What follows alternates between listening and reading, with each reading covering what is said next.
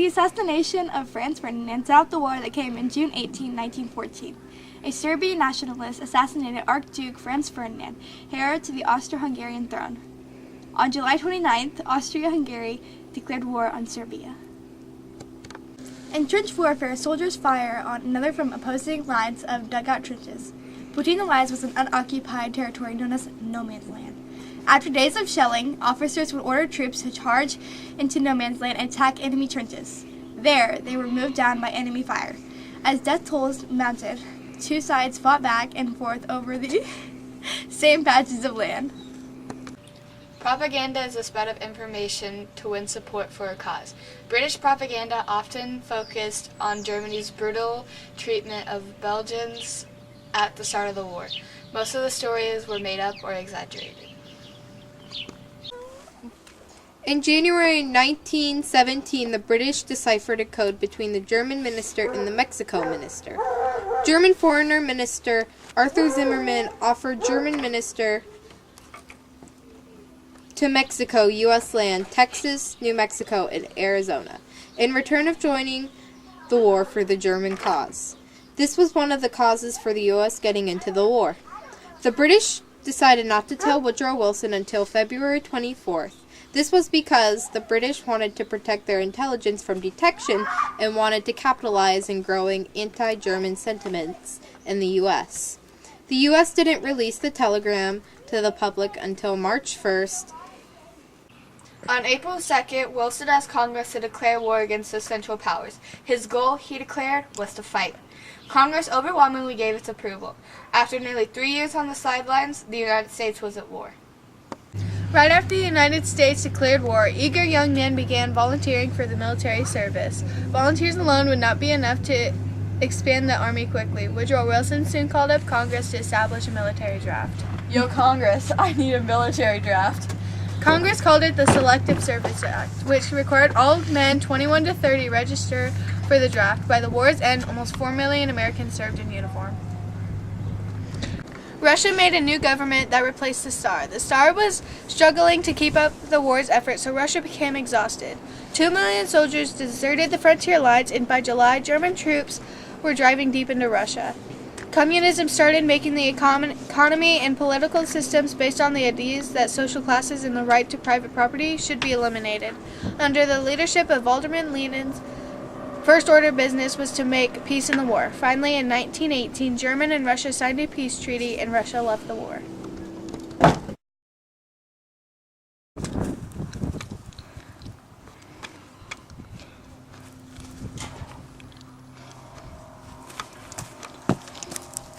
Save the ducks for mankind.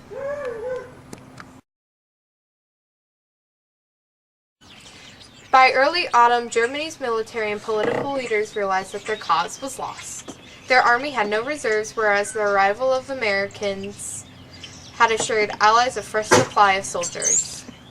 The German leaders decided to seek armistice, and armistice is a halt in fighting that allows peace talks to begin. Germany knew that France and Britain wanted to impose harsh settlement, but President Wilson had recently proposed 14 points, a peace plan, founded on principles for international cooperation. On October 6, the head of the German government sent Wilson a note requesting an armistice based on the 14 points. But Wilson ultimately had little say. The Paris Peace Conference took place in Paris, France in January of 1919. 2 million cheered for Woodrow Wilson when he arrived. Most of the major decisions were made by the U.S. and the top 3 European allies. These allies were George Clemenceau of France, David Lloyd George of Britain, and Vittorio Orlando of Italy. Some allies did not like Wilson's goal of peace without victory. They wanted Germans to be punished so they would be ensured that Germany would not threaten neighboring countries again. Also, during the war, several allies had already signed secret treaties for dividing up territories of Central Powers. The negotiations were long and difficult, then they came to agreement on the Treaty of Versailles. The treaty punished Germans severely. The treaty had taken away territory from Germany's borders and colonies, It had also had Germany accept full responsibility for the war, pay huge reparations, and limit the size and nature of Germany's military. Wilson had disagreed with most of the harsh demands. However, he had agreed to sign the treaty so he could keep his peacekeeping organization. The Treaty of Versailles also formed the League of Nations. On June 1919, Germans signed the treaty. However, the Germans were angered by the treaty, which later set stage for World War II. World War I was the most destructive war history had yet seen. The lives of 10 million military personnel were taken during the war. America had 50,000 in less than a year of fighting. Although no one knows the total number of civilian deaths, historians estimate that as many civilians as military personnel died.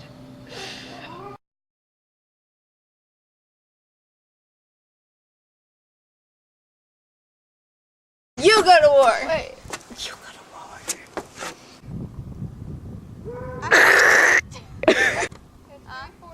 Yeah, they'll be in school. Blah. No, because it always... Austro. In January 1917, the British Vincent Van Gogh. Wait, what? Nudes are art, so you ain't a hoe. Kady! Oh, What?